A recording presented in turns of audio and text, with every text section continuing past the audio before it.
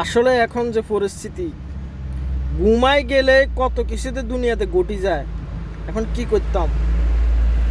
পরশুকা ঘুমাই গেছি, ভারতে পাকিস্তানের উপর হামলা করে দিছে। হ্যাঁ, এটা কোনো কথা? কালকা ঘুমাই গেছি, সাবেক রাষ্ট্রপতি আব্দুল হামিদ দেশের থেকে চলে গেছে। কি করতাম? সম্মান একারা আওয়ামী লীগ নিষিদ্ধ করবো, আওয়ামী লীগ নিষিদ্ধ করবো।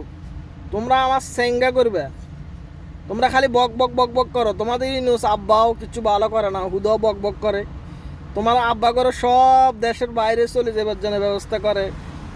এরপরে এখানে মুখে মুখে কথা, এটা সংস্কার করবো, এটা সংস্কার করবো। কী বালটা করছো তোমরা?